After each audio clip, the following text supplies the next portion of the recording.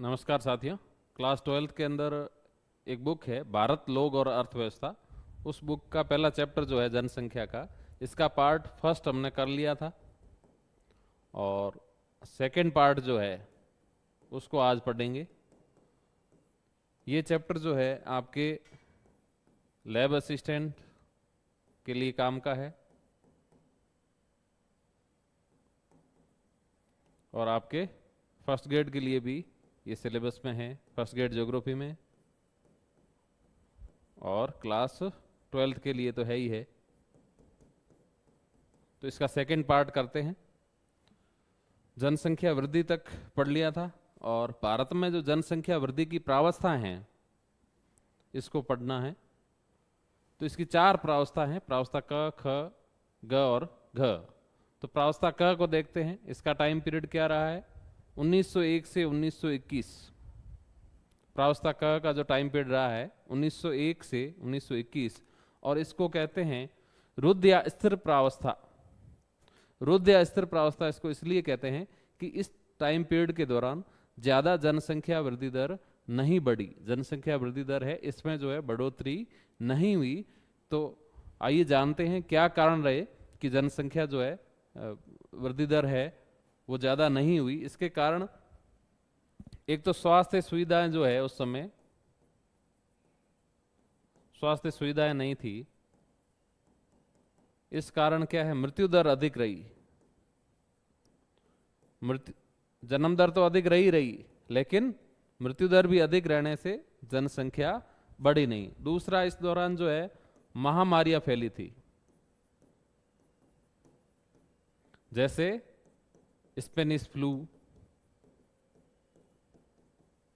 1918 के आसपास ये महामारी भारत में फैली थी, स्पेनिश फ्लू है। इसी प्रकार जो है प्लेग का प्रकोप था। तो ऐसी बीमारियां, महामारियां और विश्व युद्ध, इन सब कारणों से इस दौर में जनसंख्या वृद्धि दर जो है धीमी रही। तो इस दौरान क्या हुआ, जन्म दर, मृत्यु दर दोनों ही उच्च रही। जन्म दर तो उच्च रही और साथ में क्या है, मृत्यु दर भी उच्च रहने से जो है जनसंख्या ज्यादा बढ़ी नहीं, इसलिए निम्न वृद्धि दर रही।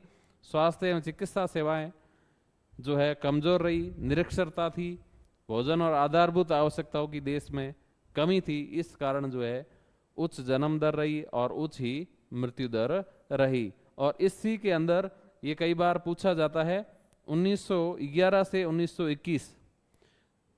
देखो फेज ए या फेज जो क है, पहला पार्ट जो है, पहली प्रावस्था है, इसका टाइम पीरियड है 1901 से 1921। लेकिन इसका जो दूसरे वाला दशक है 1911 से 1921 का, ये महत्वपूर्ण है। ये महत्वपूर्ण इसलिए है क्योंकि इस दशक के दौरान जनसंख्या वृद्धि दर ऋणात्मक रही, नेगेटिव ग्रोथ रेट रही, इसलिए ये मोस्ट है। प्रावस्था ख का जो टाइम पीरियड है 1921 से 1951 के दौरान है। इसको स्थिर प्रावस्था कहा है, यानी यहाँ पर जो है जनसंख्या बढ़ी है लेकिन स्थिर रेट से बढ़ी है, स्थिर दर से बढ़ी है, बहुत ज़्यादा तेजी से नहीं बढ़ी है, तो इसको कहा है स्थिर प्रावस्था। यहाँ पर क्या होता है कि 1921 के बाद 1930 की जो 29 की आर्थिक मंदी का दौर था वो भी इसी के दौरान ही गुजरा था। और यहाँ तक आते आते थोड़ी बहुत जो है उपनिवेश काल में भी कुछ चिकित्सा सुविधाओं का जो है विस्तार हुआ था। इस कारण जो है स्थिर प्रावस्था इसको कहा है। तीसरी प्रावस्था, प्रावस्था ग जिसको कहते हैं, 1951 से 1981, याद रखना 1951 से 1981 की जो प्रावस्था थी, इसको कहा है जनसंख्या विस्फोट की अवधि। यानी इस टाइम पीरियड में जो है जनसंख्या वृद्धि दर अत्यधिक रही, अचानक से जो है जनसंख्या में वृद्धि हुई, इसलिए इसको विस्फोट की अवधि कहते हैं। क्योंकि 1947 में जब देश आजाद हुआ तो भारत में, भारत के विकास के लिए पंचवर्षीय योजनाएं चलाई गई। योजना आयोग के माध्यम से पंचवर्षीय योजनाएं जो चलाई, इन पंचवर्षीय योजनाओं के दौरान आधारभूत सुविधाओं का विकास हुआ, स्वास्थ्य सुविधाओं का विकास हुआ, जिससे क्या है जन्म दर जो है, जन्म दर तो उच्च बनी रही लेकिन मृत्यु दर कम हो गई। तो ऐसी कंडीशन में जब जन्म दर उच्च बनी रही और मृत्यु दर जो है कम हो गई, ऐसी कंडीशन में जनसंख्या में जो है अचानक वृद्धि जो हुई, इसलिए इस फेज को विस्फोट की अवधि कहा गया है।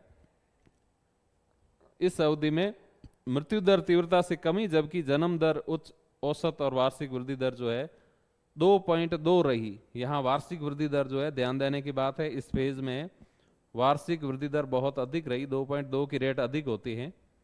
वार्षिक वृद्धि दर है वो जो है 2.2 रही।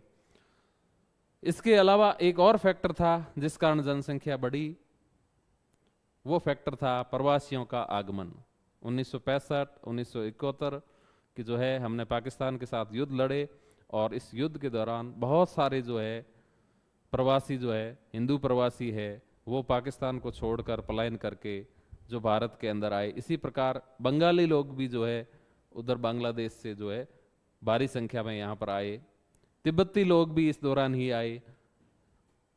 तो इस कारण जो है प्रवासियों के कारण भी जनसंख्या में वृद्धि हुई। तो ये कुछ कारण रहे जिसके कारण ये जो तीसरा फेज था 1951 से 1981 का, इस फेज में जनसंख्या में बहुत अधिक वृद्धि हुई, इसलिए इसको विस्फोट की अवधि कहा। चौथी प्रावस्था, प्रावस्था घ जो है 1981 के बाद की जो वर्तमान तक की जो फेज है, इसको जो है प्रावस्था घ कहा है। यहाँ पर ऊंची वृद्धि दर रही है लेकिन धीरे धीरे मंद गति से कम होने, वृद्धि दर उच्च तो रही है लेकिन वृद्धि दर धीरे धीरे जो है कम होने लगी। और जिससे क्या हुआ, जन्म दर में भी कमी आई है। जन्म दर में क्यों कमी आई? क्योंकि यहाँ तक आते आते जो है 1970 के दशक के बाद जो है भारत में जो है फैमिली प्लानिंग जो है, परिवार नियोजन कार्यक्रम है, वो भारत सरकार ने इंदिरा गांधी की सरकार में बहुत सख्ती से लागू किए थे और उसके बाद शिक्षा और जागरूकता भी बढ़ी है। इस कारण जो है जन्म दर में क्या है, कमी आई है और परिवार नियोजन और विवाह की औसत आयु में वृद्धि हुई। और क्या हुआ कि जो है लोग पढ़ने लिखने लगे तो कैरियर को जो तवज्जो देने लगे, तो विवाह की जो औसत आयु थी, पहले जो बाल विवाह वगैरह होते थे उनके ऊपर भी प्रतिबंध लग गए, तो विवाह की औसत आयु भी बढ़ी और परिवार नियोजन को लोग अपनाने लगे और छोटे परिवार की ओर ध्यान देने लगे। पहले जो है जॉइंट फैमिली का जो है कल्चर था और आजकल जो है न्यूक्लियर फैमिली का कल्चर आ गया। इस कारण जो है छोटा परिवार, सुखी परिवार, इस बात को मानने लग गए। इस कारण जो है धीरे धीरे जो है जनसंख्या दर में जो है कमी हुई। अब हम पढ़ते हैं जनसंख्या संगठन।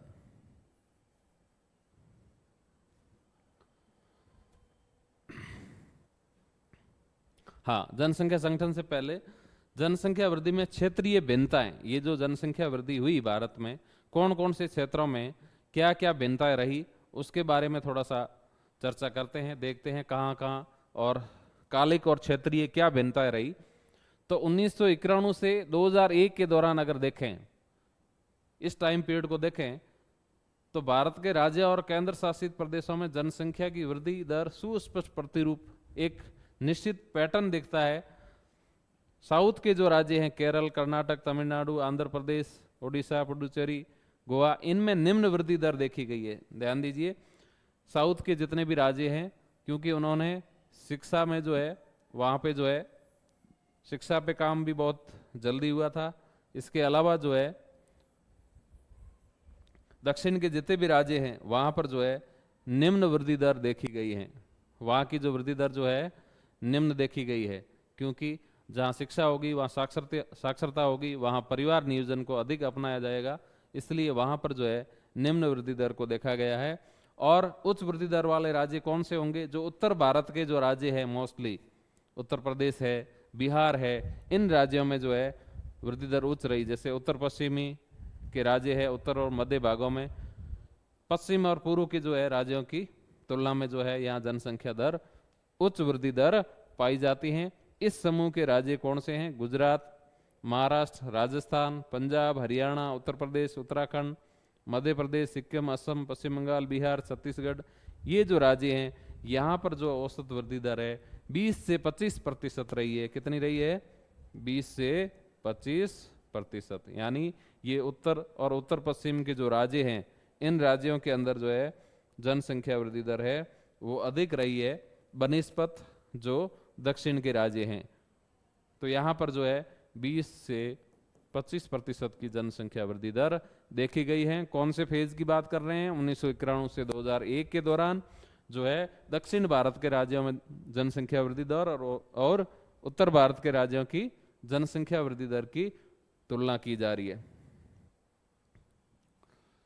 2001 से 2011 का अगर फेज देखें, उसके बाद का फेज देखें, तो यहां पर क्या हुआ, सभी राज्यों और केंद्र शासित प्रदेशों में पिछले दशक की तुलना में, यानी पिछला दशक कौन सा था? 1991 से 2001 का जो दशक था, 1991 से 2001 का दशक था, इस दशक की तुलना में 2001 से 2011 का दशक है, यहाँ पर जो है जनसंख्या दर में कुछ जो है कमी आई है, यानी जनसंख्या वृद्धि दर है वो धीमी हुई है। जनसंख्या वृद्धि दर, इसका अगर कंपैरिजन करें तो जनसंख्या वृद्धि दर धीमी हुई है, जनसंख्या वृद्धि दर धीमी हुई है। उत्तर प्रदेश, महाराष्ट्र, बिहार, पश्चिम बंगाल, आंध्र प्रदेश और मध्य प्रदेश में 1991 से, अगर 1991 से 1 की इन राज्यों की तुलना करें, 2001 और 2011 से तुलना करें, तो इनकी वृद्धि दर में कमी हुई है। यानी इन राज्यों की जो वृद्धि दर 1991 और 1 के दौरान थी, वो वृद्धि दर अब नहीं रही। 1 और 11 के बीच के इस दशक में इतनी वृद्धि दर नहीं रही है, उसमें जो है कमी देखी गई है। और सबसे ज्यादा आंध्र प्रदेश में सबसे कम जो है 3.5% कमी हुई है, और सर्वाधिक जो है सबसे ज्यादा जो कमी हुई है, गिरावट आई है वृद्धि दर में, वो आई है महाराष्ट्र में। तो देखिए इस दशक के दौरान आंध्र प्रदेश में सबसे, यानी यहाँ आंध्र प्रदेश में इतनी गिरावट नहीं आई है वृद्धि दर में, सबसे कम कितनी 3.5%, और महाराष्ट्र में सर्वाधिक गिरावट आई है जनसंख्या वृद्धि दर में। सर्वाधिक गिरावट कहां पर आई है, कौन से स्टेट में आई है? महाराष्ट्र में। कितनी आई है? 6.7%। कितनी है? 6.7% की जो है कमी आई है। तो ये सर्वाधिक कमी जो इसके अंदर आई है।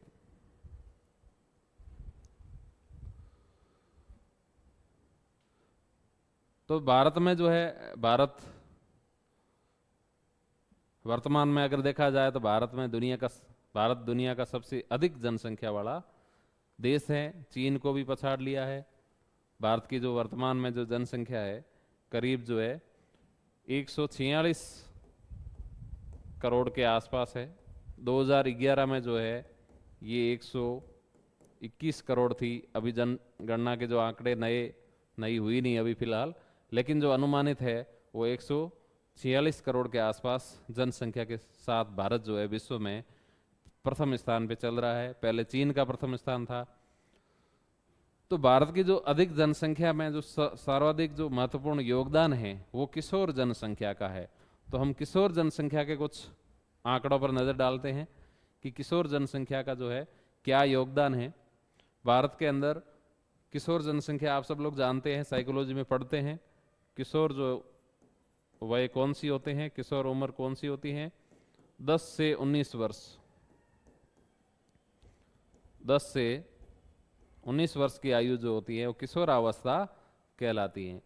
तो इसका महत्वपूर्ण योगदान है। और किशोर जनसंख्या भारत के अंदर कितनी है? 20.9%। कितनी है? 20.9%। भारत की कुल जनसंख्या का 20.9% जो है वो किशोर जनसंख्या है। उसमें से 52.7% वो है किशोर है, और 47.3% वो है किशोरियां हैं। इनका भी रेशियो निकाला गया है। भारत की देखिए, कंफ्यूज होने की जरूरत नहीं है, भारत की कुल जनसंख्या है उसमें किशोर जनसंख्या कितनी है? 20.9%। जो किशोर जनसंख्या है उसमें से किशोर कितने हैं, किशोरियां कितनी हैं, उसका आंकड़ा दिया गया है। किशोर जो है 52.7% है और किशोरियां जो है 3% है। तो यहाँ पर एक चीज सामने आ रही है कि भी यहाँ पर भी जो किशोर जनसंख्या का जो लिंगानुपात है उसमें भी पिछड़ापन है, लिंगानुपात कम है। किशोर जनसंख्या संभावनाशील होती है, इसमें कोई डाउट नहीं है, बहुत ऊर्जावान होते हैं, संभावनाशील होती है। भारत का या किसी भी राष्ट्र का जो है किशोर जनसंख्या होती है वो सबसे बेस्ट मानव संसाधन होता है, बशर्ते उनको अच्छा डायरेक्शन मिले, उनको अच्छा मार्गदर्शन मिले, अच्छा उनको ट्रैक मिले, उनको स्किल डेवलपमेंट मिले, तब जाके वो देश के लिए उपयोगी साबित होंगे। क्योंकि जितना जो है किशोरावस्था, स्टैनले हॉल ने कहा था, संघर्ष और तूफान का काल है, बहुत संवेदनशील आयु होती है। अगर इनको सही मार्गदर्शन नहीं मिले तो ये भटक के देश को विनाश की ओर भी ले जा सकती है, और सही मार्गदर्शन मिले तो देश को विकास की ओर ले जा सकती है। तो संवेदनशील जनसंख्या है और सुभेद्य होती है, होने के कारण किशोर जनसंख्या उचित मार्गदर्शन की आवश्यकता होती है। तो किशोरावस्था में कुछ समस्याएं भी है, कुछ चुनौतियां भी है। तो उन चुनौतियों में सबसे पहली जो समस्या है बाल विवाह। हालांकि सरकार ने प्रतिबंध लगा रखा है, फिर भी अभी तक जो है बाल विवाह किए जा रहे हैं, और बाल विवाह के कारण कई जटिलताएं उत्पन्न होती हैं, कई कॉम्प्लिकेशन हम देखते हैं सोसाइटी के अंदर। बाल विवाह के अंदर जो है कम वय के अंदर जो है बालक बालिकाओं का, विशेष करके बालिकाओं की शादी कर दी जाती है, और फिर उनके जो है स्वास्थ्य पर उसका विपरीत प्रभाव पड़ता है। इसी प्रकार उनके शारीरिक और मानसिक दोनों ही विकास जो है प्रभावित होते हैं। बाल विवाह, उसके बाद है निरक्षरता, लिटरेसी की भी प्रॉब्लम है, और विशेष करके बालिका शिक्षा को लेकर ध्यान देने की जरूरत है। बालिका शिक्षा अभी भी कम है, निरक्षरता जो है ये एक समस्या है। और विद्यालय विरत छात्र यानी ड्रॉप आउट स्टूडेंट जो है, जो विद्यालय को अपनी विद्यालय शिक्षा पूर्ण किए बिना पहले ही विद्यालय छोड़ देते हैं, उसको कहते हैं विद्यालय विरत छात्र। ये भी बड़ी समस्या है। जो गरीब लोग हैं वो बच्चों को जो है स्कूल भेजने की बजाय कम वय के अंदर, कम आयु के अंदर जो है कमाने के लिए भेज देते हैं, और उनकी शिक्षा जो है जीवन भर के लिए अधूरी रह जाती है।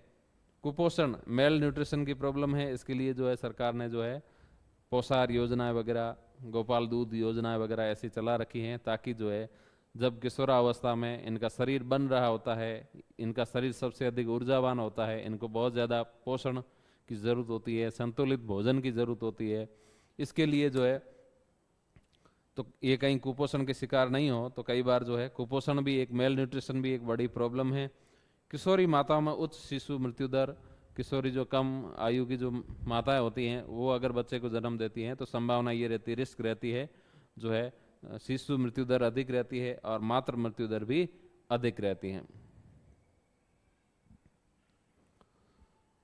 शारीरिक और मानसिक अपंगता, जब उनका जो है कुपोषण से अगर वो प्रभावित होंगे तो निश्चित तौर पे जो है उनका शारीरिक और मानसिक जो विकास है वो विपरीत रूप से प्रभावित होता है। इसी प्रकार HIV की उच्च संक्रमण दर, इस प्रकार के जो रोग होते हैं उनकी संभावना ज़्यादा रहती है। उच्च संक्रमण दर, इन रोगों की उच्च संक्रमण दर, इसके अलावा जो है नशाखोरी की प्रॉब्लम है, ड्रग्स का दुरुपयोग किशोरावस्था में अधिक होता है, मदिरा सेवन, बाल अपराध, अगर बच्चों का जो जीवन है विपरीत रूप से प्रभावित होता है तो वो जो है बाल अपराध करने लग जाते हैं। पहले जो है शौक शौक में कोई दुर्व्यसन सीख लेते हैं, फिर जो है उनको व्यसन के लिए जब पैसे नहीं मिलते हैं तब वो किसी प्रकार का जो है बाल अपराध कर बैठते हैं, गलती में चोरी डकैती, इस प्रकार की जो है जो प्रक्रिया में वो है गलत रास्ते पे चले जाते हैं। तो ये जो है किशोरावस्था की जो भारत में आम समस्या है, प्रॉब्लम है, चुनौतियां हैं। अब सरकार ने इनके समाधान के लिए कुछ प्रयास किए हैं। हर संभव सरकारें जो है किशोरों के लिए, युवाओं के लिए जो है उनके विकास के लिए कई योजनाएं संचालित करती है, और वर्तमान में भी बहुत सारी योजनाएं जो है संचालित है। तो 2 योजनाओं की हम चर्चा इसमें करेंगे। राष्ट्रीय युवा नीति, सरकार ने जो है युवाओं को सही मार्गदर्शन देने के लिए, उनकी एनर्जी का, उनके स्किल का देश हित में उपयोग करने के लिए राष्ट्रीय युवा नीति कब जारी की? 2014 के अंदर। याद रखना 2014 के अंदर राष्ट्रीय युवा नीति, नेशनल यूथ पॉलिसी जो है सरकार द्वारा, केंद्र सरकार द्वारा जारी की गई। भारतीय युवाओं के कल्याण हेतु, भारतीय युवाओं का कल्याण हो और उनकी सोच जो है दूरदर्शी हो, उनके पास दूरदर्शी ऑप्शन हो, विकल्प हो, उनको उपलब्ध करवाने का जो है कार्य योजना है राष्ट्रीय युवा नीति। इस नीति का उद्देश्य देश के युवाओं को अपनी पूरी क्षमता का उपयोग करने के लिए, देश के युवा हैं उनकी जो क्षमताएं हैं उनका 100% जो यूटिलाइजेशन हो, उनका पूर्ण उपयोग हो और सक्षम उपयोग हो, उपयोग करने के लिए सक्षम बनाना। और उनके द्वारा भारत को, जब युवा सक्षम होंगे तो भारत भी सक्षम होगा और सक्षम देशों की सूची में भारत भी क्या होगा, अग्रणी। तो युवा, उनके द्वारा भारत को राष्ट्रों के समूह में अपना उचित स्थान प्रदान करने में सक्षम बनाना है। तो ये थी राष्ट्रीय युवा नीति 2014। दूसरी जो नीति है कौशल विकास एवं उद्यमिता नीति, ये जारी की गई 2015 में। 2015 के अंदर जो है कौशल विकास एवं उद्यमिता नीति, कौशल विकास, स्किल डेवलपमेंट पे सरकार बहुत ज़्यादा ध्यान दे रही है। क्योंकि आज हम अगर चाइना की बात करें तो चाइना मैन्युफैक्चरिंग इंडस्ट्री में जो है सबसे आगे हैं, क्योंकि वहाँ पर जो छोटे उद्योगों पर, स्किल डेवलपमेंट पर बहुत अधिक ध्यान दिया गया है। इस कारण जो है वो विनिर्माण उद्योग में जो है टॉप पे है। इसका कारण यही है कि वहाँ पर जो है स्किल डेवलपमेंट बहुत ज़्यादा है। तो कौशल विकास एवं उद्यमिता नीति 2015, इस नीति पर देश की कौशल गतिविधियों को, ये क्या करती है नीति, देश की जितनी भी कौशल गतिविधियाँ, कौशल विकास के जितने भी कार्यक्रम तय होते हैं, उनकी जो रूपरेखा यहाँ से इस नीति के माध्यम से तय करती है, रूपरेखा प्रदान करती है। साथ ही सभी गतिविधियों के मानक, यानी जितने भी स्टैंडर्ड है, जितने भी कौशल विकास की जो भी प्लानिंग होती हैं, जो भी गतिविधियाँ होती हैं, उनके मानक से, गतिविधियाँ और मानक क्या है, इन दोनों का बीच जो तालमेल है, कोऑर्डिनेशन है, वो बिठाना भी इस नीति का उद्देश्य है। उनको समायोजित कर इन्हें कौशल केंद्रों से जोड़ती हैं। तो ये मूल इसका उद्देश्य है। कौशल विकास एवं उद्यमिता नीति ये 2015 के अंदर जारी की गई थी और राष्ट्रीय युवा नीति जो है वो 2014 के अंदर जारी की गई थी। नेक्स्ट टॉपिक है जनसंख्या संगठन। जनसंख्या का जो है संगठन, तो संगठन से सीधा सा तात्पर्य है कि जो है किसी देश की, किसी स्थान की जो जनसंख्या है उसमें जो लोग हैं कौन से आयु वर्ग के हैं, कौन से लिंग के हैं, कौन से धर्म के हैं, कौन सी जाति के हैं, और उनकी जो है आधारभूत सुविधाएं क्या है, इस सब चीज़ों को जो है समेकित रूप से जो देखा जाता है उसको कहते हैं जनसंख्या संगठन। तो जनसंख्या संगठन ये जो जनसंख्या भूगोल का एक क्षेत्र है, भूगोल की एक शाखा है जनसंख्या भूगोल, उसका एक क्षेत्र है जिसमें आयु, लिंग का विश्लेषण, निवास स्थान यानी उनके बस्तियां वगैरह, मानव जातीय लक्षण, जातीयता, भाषा, धर्म, वैवाहिक स्थिति, साक्षरता और शिक्षा और व्यावसायिक विशेषताएं आदि का अध्ययन कि भाई वो लोग जो है क्या उनका प्रोफेशन है, क्या व्यवसाय है, क्या उनकी साक्षरता है, क्या उनका धर्म है, क्या उनकी जातीयता है, क्या कहाँ पर वो रहते हैं, इन सब का जो है समेकित रूप से जिस शाखा के अंदर अध्ययन किया जाता है वो एक जनसंख्या भूगोल की ही एक शाखा है जिसको हम जनसंख्या संगठन कहते हैं। तो प्रश्न ही कई बार पूछे जाते हैं कि ग्रामीण जनसंख्या कितनी है, जनसंख्या का कितना प्रतिशत जो है गांवों में रहता है और कितने प्रतिशत जो है लोग शहरों में रहते हैं। तो भारत में ग्रामीण और नगरीय जनसंख्या का जो रेशियो है वो, क्योंकि हम कहते हैं कि भारत जो है गांवों में निवास करता है, भारत की जो आत्मा है गांवों में बसती है, तो भारत की जनसंख्या का जो अधिकतर हिस्सा है वो कहाँ रहते हैं, गांवों के अंदर। कितने, 68.8% लोग जो है वो ग्रामीण जनसंख्या के अंतर्गत आते हैं और शेष बचे जो है 31.2% लोग हैं वो अपने शहरी जनसंख्या के अंतर्गत आते हैं। अब देखते हैं कि सर्वाधिक ग्रामीण जो आबादी वाले राज्य है कौन से हैं, कई बार पूछ लिया जाता है। तो सर्वाधिक ग्रामीण आबादी वाले राज्य हैं, इसमें सबसे टॉप पे है हिमाचल प्रदेश। हिमाचल प्रदेश की 89.96%, यानी करीब 90% जनसंख्या जो है वो गाँव में रहती है। यानी हिमाचल प्रदेश, ये मान लो कि वो गांवों का राज्य ही है। हिमाचल प्रदेश में शहर बहुत कम है या शहरों की आबादी बहुत कम है, बहुत छोटे छोटे हैं। ज़्यादातर लोग जो है, क्योंकि ये पहाड़ी राज्य हैं, सब छोटे छोटे गांवों के अंदर रहते हैं, तो 89.96% आबादी जो है हिमाचल प्रदेश की जो है गाँव में रहती है। दूसरा स्थान लगता है बिहार का। बिहार भी ग्रामीण आबादी वाला राज्य है, इसमें भी 88%, 88.70% लोग हैं वो गाँव में रहते हैं। तो अब शहरी आबादी वाली बात करते हैं। तो ग्रामीण में तो हो गए हिमाचल प्रदेश और बिहार, तो शहरी में कौन है, ऐसे कौन से राज्य हैं जहाँ शहरी लोग ज़्यादा रहते हैं, शहरी आबादी ज़्यादा है? तो गोवा जो है छोटा सा राज्य है और शहर के आसपास ही विस्तार है। यहाँ की जो है 62.17% आबादी है। कितनी है?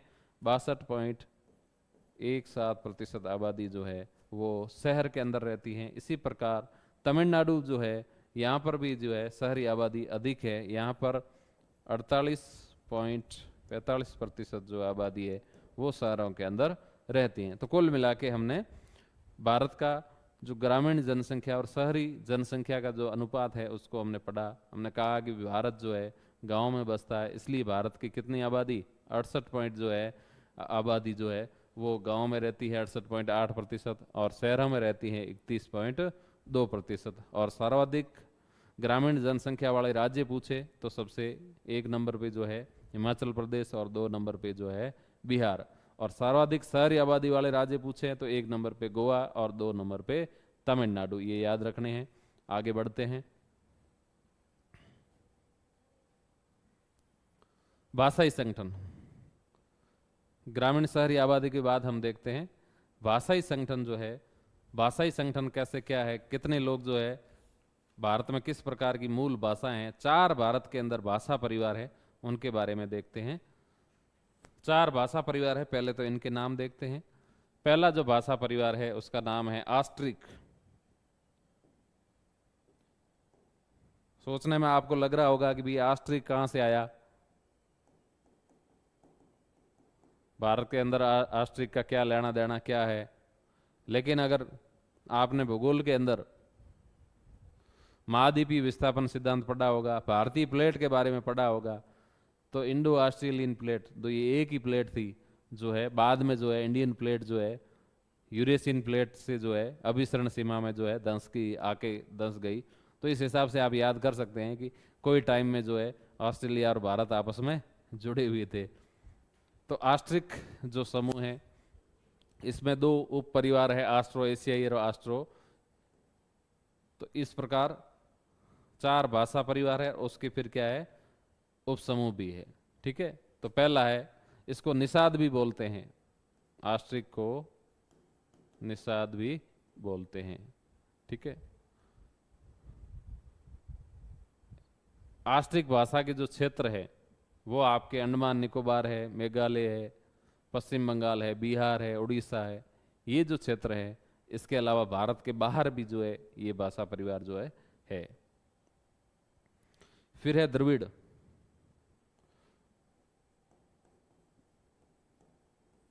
द्रविड़ भाषा परिवार है, दक्षिण द्रविड़, मध्य द्रविड़ और उत्तर द्रविड़।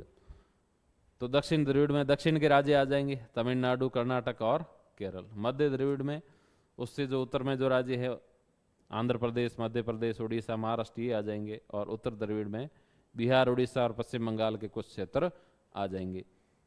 तो 2 भाषा परिवार पढ़े, ऑस्ट्रिक और द्रविड़।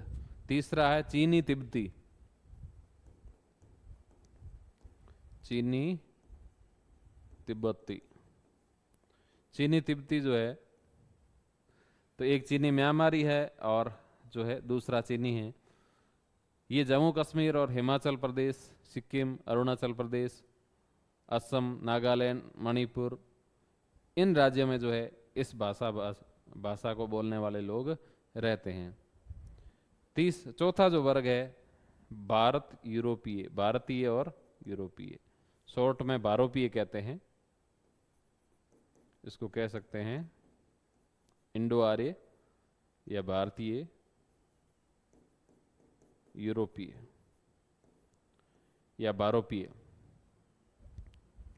ये जो है भारत से, इसमें ईरानी भाषा जो है वो भी आती है, वो भारत से जो है बाहर है ईरानी या फारसी जिसको कहते हैं। इसके अलावा जो है आपकी दर्दी है, जम्मू कश्मीर में बोली जाती हैं। इसी प्रकार भारतीय आर्य जो है भारतीय राज्यों में बोली जाती है। मोस्टली जो है उत्तर के और उत्तर पश्चिमी के जो राज्य हैं उसमें जो है भारतीय आर्य भाषा बोली जाती है। पंजाब है, हिमाचल प्रदेश है, राजस्थान, हरियाणा, मध्य प्रदेश, ये जो है 4 भाषाओं का जो भाषा परिवार है वो हमने पढ़ा।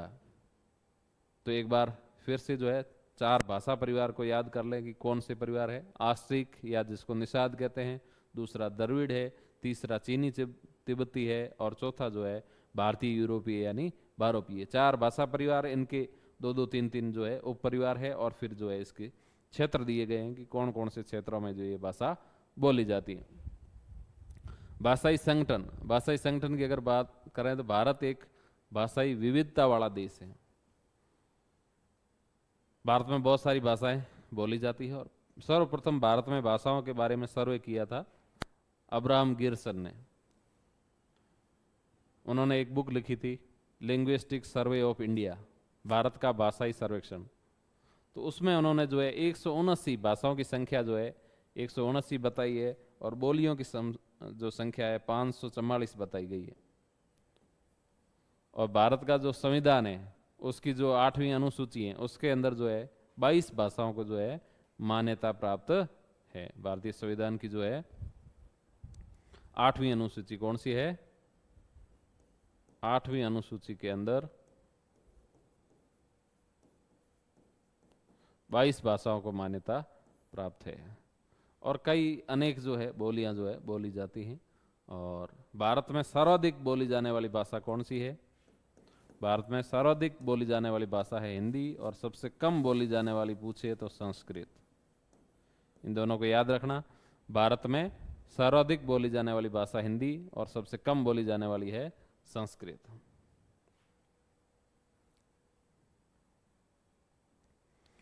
अगर धर्म की बात करें, धार्मिक संगठन की बात करें, तो धार्मिक संगठन जो है भारत के अंदर किस प्रकार से हैं? सर्वाधिक संख्या में भारत में जो है हिंदू धर्म के लोग रहते हैं। इसके अलावा जो है अन्य धर्मों के लोग भी यहाँ पर निवासरत हैं। धर्म सर्वाधिक भारतीयों के सांस्कृतिक और राजनीतिक जीवन को प्रभावित करने वाला है। धर्म प्रेमी लोग हैं, और सांस्कृतिक और राजनीतिक जीवन को धर्म निश्चित तौर पे प्रभावित करता है। धर्म लोगों के परिवार और सामुदायिक जीवन के सभी पक्षों को आभासी रूप से व्याप्त रहता है, यानी एक आभा के रूप में, एक छाया के रूप में, एक परछाई के रूप में हमारे जीवन के हर क्रियाकलाप में धर्म जो है व्याप्त रहता है, और धर्म को दूर नहीं किया जा सकता।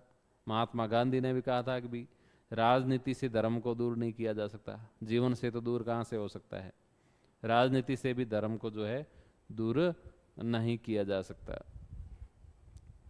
तो यहाँ पर जो है भारत में जो है धार्मिक समुदायों की कुछ संख्या 2011 की जनगणना के अनुसार दिखाई गई है।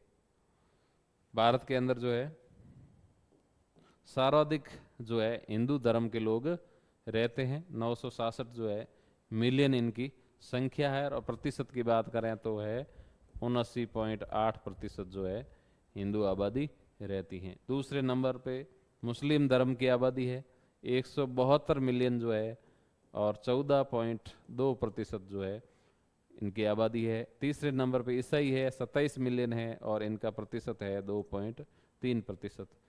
फिर है सिख जो है वो 20 मिलियन है, 1.7% इनकी आबादी है। बौद्ध धर्म के लोग जो है 8 मिलियन है, और 0.7% इनकी जो है आबादी है। जैन धर्म के लोग है 4 मिलियन जो है इनकी संख्या है, और 0.4% जो है इनका रेशियो है। अन्य धर्म के लोग जो है लगभग 7.9 मिलियन के आसपास है, 0.7 जो है प्रतिशत इनका हिस्सा है आबादी के अंदर। और कुछ लोग ऐसे हैं जिनका धर्म ज्ञात, कुछ ट्राइब्स है उनका जो धर्म ज्ञात अभी तक नहीं है, तो ऐसा भी 0.2% हिस्सा जो है जिनके धर्म ज्ञात नहीं है। करीब 2.9 मिलियन लोग ऐसे हैं जिनका धर्म ज्ञात नहीं है। तो ये जो है 2011 के जनसंख्या के आंकड़े हैं, इनके अनुसार जो है हिंदू धर्म की जो है आबादी भारत में अधिक है, और दूसरे नंबर पे जो है मुस्लिम धर्म की आबादी है। तो यहाँ पर हम देख सकते हैं कि धर्म की यहाँ पर जो है, अगर डिटेल में अगर आंकड़े देखें तो कुछ जिलों में कुछ धर्म विशेष के लोग ज़्यादा है, कुछ राज्यों में जो धर्म विशेष के लोग ज़्यादा है, दूसरे धर्म के वहाँ पर अल्पसंख्यक है। फिर अगर दूसरे राज्य में अगर देखें तो वहाँ पर जो है दूसरे किसी धर्म के लोग वो ज़्यादा है, और किसी धर्म के लोग जो है वहाँ अल्पसंख्यक हो सकते हैं। तो इस प्रकार जो है आंकड़ों में जो है विविधता पाई जाती है। मुस्लिम धार्मिक जनसंख्या की अगर बात करें कि मुस्लिम लोग ज़्यादा कहाँ रहते हैं, तो जम्मू कश्मीर के अंदर है, मुस्लिम आबादी अधिक है। पश्चिम बंगाल के अंदर अधिक है। इसी प्रकार जो है केरल है, उत्तर प्रदेश है, इनकी अनेक जिलों में जो है मुस्लिम आबादी अधिक है। दिल्ली और उसके आसपास का क्षेत्र जैसे गाजियाबाद वगैरह है, तो यहाँ पर जो है फिरोजाबाद है, गाजियाबाद है, यहाँ पर जो है मुस्लिम आबादी काफ़ी संख्या में है। इसी प्रकार लक्षद्वीप के अंदर भी है, मुस्लिम आबादी अधिक है। ईसाई जनसंख्या की अगर बात करें तो ईसाई लोग ज़्यादा कहाँ रहते हैं? भारत में जो ईसाई लोग हैं उनकी जो अधिकतर आबादी है वो ग्रामीण क्षेत्रों में। कई बार हम समझते हैं कि ईसाई आबादी जो शहरों में होगी, नहीं है, क्योंकि बहुत सारे ट्राइब्स के लोग, जनजातियों के लोग थे, उन्होंने जो है ईसाई धर्म अपना लिया है। तो जो है ईसाई धर्म के जो लोग हैं ज़्यादातर ग्रामीण आबादी के रूप में ग्रामीण क्षेत्रों में वितरित है। ईसाई पश्चिमी तट के साथ साथ, भारत का जो पश्चिमी तट है वहाँ, उसके साथ साथ गोवा, केरल, मेघालय,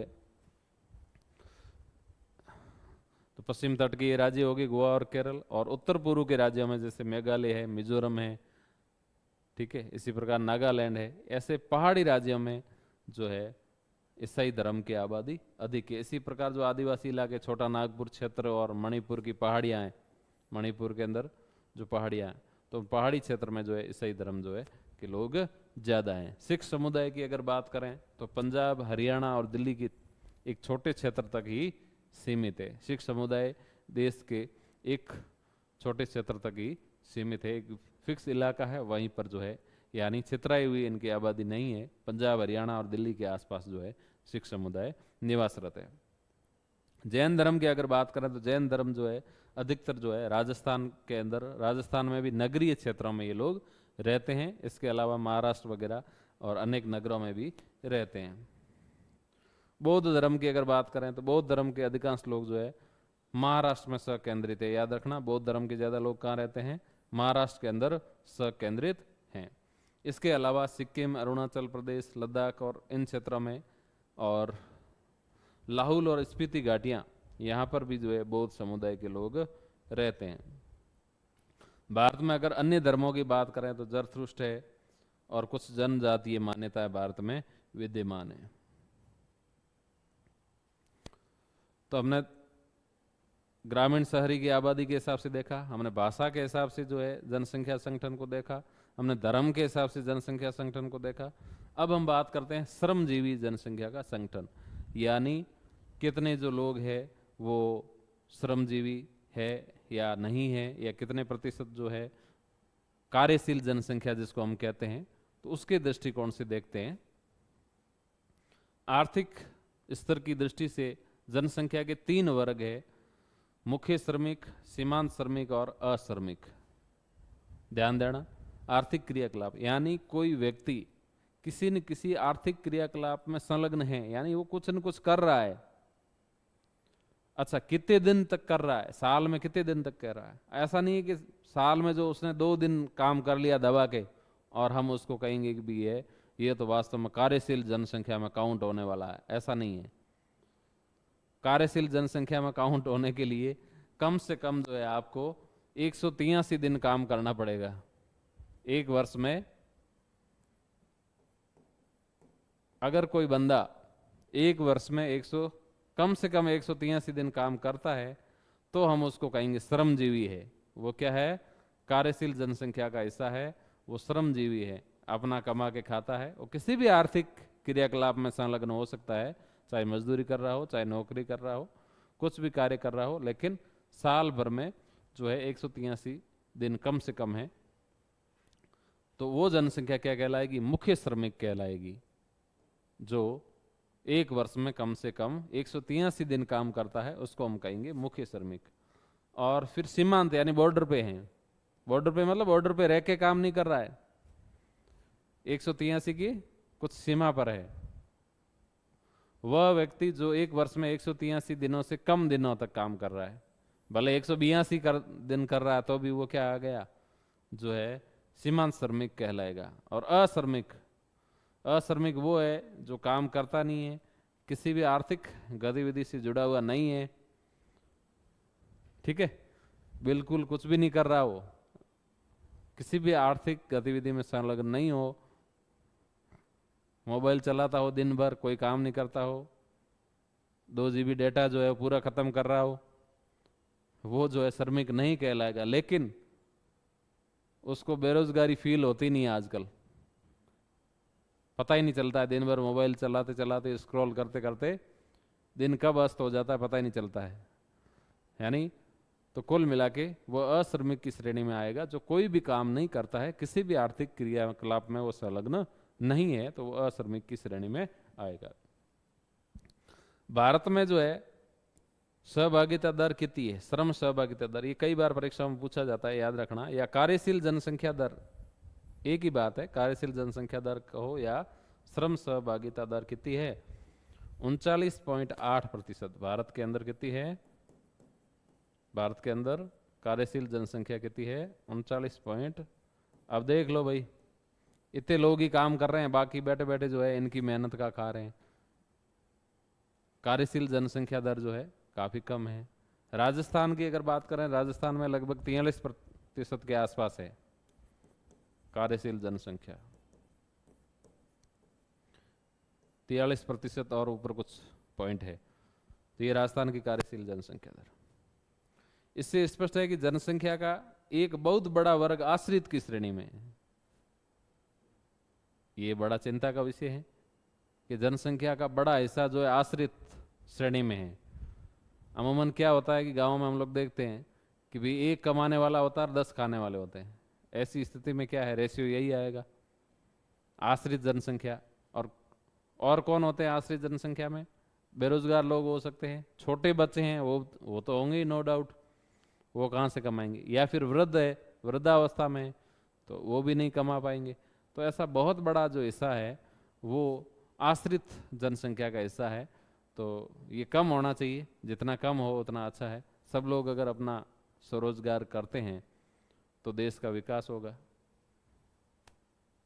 इससे स्पष्ट है कि जनसंख्या का एक बहुत बड़ा वर्ग जो है आश्रित श्रेणी में है। 2011 की जनगणना में भारत की श्रमजीवी जनसंख्या को 4 संवर्गों में बांटा है, कि भारत की जो जनसंख्या है उसको जो है संवर्ग 4 जो है अलग अलग श्रेणियां बनाई है कि वो किस श्रेणी में आता है। तो अगर बात करें, पहली श्रेणी जो है कृषक, कृषक से तात्पर्य वो है जिसका खुद का खेत हो और वो खेती करता हो, कृषि कार्य और पशुपालन से जुड़ा हुआ हो, तो उसको हम कहेंगे कृषक। दूसरा वर्ग है कृषक श्रमिक। कृषक श्रमिक वे होते हैं जो खुद का खेत ना हो, दूसरे के खेत में जो है कृषि मजदूर के रूप में कार्य करते हैं। कार्य तो खेती का कर रहे हैं लेकिन स्वयं के खेत में नहीं कर रहे हैं, दूसरे किसी के खेत में बटाईदार के रूप में या कृषि मजदूर के रूप में कार्य करते हैं। तो कृषक, कृषि मजदूर और घरेलू औद्योगिक श्रमिक और अन्य श्रमिक, बाकी जो सर्विस वगैरह जो जितना काम कर रहे हैं वो इसमें आ जाते हैं। और घरेलू औद्योगिक अपने घर पे जो उद्योग करके, कुटीर उद्योग वगैरह, वो आते हैं इसके अंतर्गत।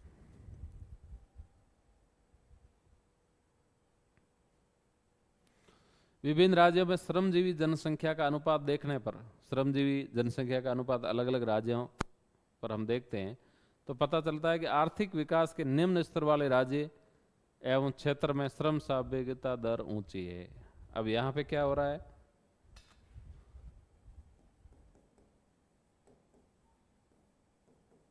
आर्थिक विकास में तो यानी उन राज्यों की जीडीपी तो कम है। आर्थिक विकास का सीधा सा अर्थ यहाँ जीडीपी से हो रहा है। जीडीपी जो है कम है लेकिन उनकी श्रम सहभागिता अधिक है। ऐसा कैसे हो सकता है? ऐसा ऐसे हो सकता है कि उन राज्यों में लोग, बेरोजगार तो कोई नहीं है लेकिन उनकी जो नेट, उनका सब टोटल जो ग्रोस इनकम हो रही है वो इतनी ज़्यादा नहीं है। इसका मतलब लोग काम तो कर रहे हैं लेकिन कुछ ऐसे क्रियाकलाप में संलग्न है, जैसे प्राथमिक क्रियाओं में संलग्न है, तो उनका जो है जीडीपी में योगदान ज़्यादा नहीं हो पाता है। इसका सीधा सा अर्थ है कि यहाँ इन राज्यों के जो है लोग है वो प्राथमिक क्रियाओं में क्या आता है? कृषि है, पशुपालन है, मत्स्य पालन है, ये प्राथमिक क्रियाकलाप, खनन है। तो प्राथमिक क्रियाओं में संलग्न लोग ज्यादा है। तो श्रम सहभागिता की दर ऊंची है क्योंकि यहाँ पर निर्वाह है, लगभग निर्वाह की आर्थिक क्रिया है, यानी यहाँ पर जो आर्थिक क्रिया है वो ज्यादा मूल्य की नहीं है, केवल निर्वाह की। अगर कोई खेती भी कर रहा है तो जो है नकदी फसलों की उसकी खेती कम कर रहा है, वो निर्वाह, गहन निर्वाह इस प्रकार की कृषि करते हैं जिससे केवल अपने जीवन का निर्वाह होता है। वो बहुत ज़्यादा जो है प्रोडक्शन नहीं कर पाते हैं, इसलिए जो है उनका जो है जीडीपी में वो राज्य तो आगे नहीं है, लेकिन श्रम सहभागिता में वो राज्य क्या है? आगे है। केंद्र शासित प्रदेशों में दादरा नगर हवेली, दमन दीव की श्रम सहभागिता दर क्या है? उच्च है। भारत में द्वितीयक और तृतीयक सेक्टरों की तुलना में अर्थव्यवस्था के 3 सेक्टर होते हैं। एक प्राथमिक क्षेत्र, प्राथमिक क्षेत्र के अंदर कौन आते हैं? कृषि, पशुपालन, खनन, इस प्रकार की जो क्रियाएं होती है प्राथमिक क्षेत्र में आती हैं। द्वितीयक क्षेत्र जिसको विनिर्माण क्षेत्र भी हम कहते हैं, द्वितीयक क्षेत्र में क्या होता है? प्राथमिक क्षेत्र का जो कच्चा माल होता है उसको काम में लेकर कोई नई चीज बनाई जाती है, उसको कहते हैं द्वितीयक क्षेत्र। जैसे प्राथमिक क्षेत्र में कृषि से हमने जो है कपास का उत्पादन कर दिया, और यहाँ द्वितीयक क्षेत्र में क्या होगा? कपास से क्या बन जाएगा? कपड़ा। तो ये द्वितीयक क्षेत्र कहलाएगा। प्राथमिक क्षेत्र, द्वितीयक क्षेत्र और तृतीयक क्षेत्र जो है जिसको सेवा का क्षेत्र भी कहते हैं, तृतीयक क्षेत्र। जैसे कोई डॉक्टर है, कोई वकील है, कोई शिक्षक है, वो क्या है? कोई ड्राइवर है, कोई परिवहन में जुड़ा हुआ है, कोई संचार में जुड़ा हुआ है, तो वो सब क्या करेंगे? नाई है, धोबी है, ये सारा जो है ये क्या करेंगे? ये सेवा का सेक्टर है, तृतीयक सेक्टर है। इसमें क्या है? किसी वस्तु का उत्पादन नहीं होता है, यहाँ सेवाओं का उत्पादन होता है। तो भारत में जो है द्वितीयक और तृतीयक सेक्टरों की तुलना में कौन सा सेक्टर में श्रमिकों की संख्या ज्यादा है? प्राथमिक क्षेत्र में श्रमिकों की संख्या ज्यादा है। जैसे जैसे किसी देश की अर्थव्यवस्था का विकास होता है वो प्राथमिक सेक्टर से यहाँ द्वितीयक सेक्टर में ज्यादा शिफ्ट होते हैं, फिर तृतीयक सेक्टर में शिफ्ट होते हैं। जहाँ जिस देश में जो है तृतीयक क्षेत्र का योगदान जीडीपी में ज्यादा है वो जो देश है अधिक विकसित है।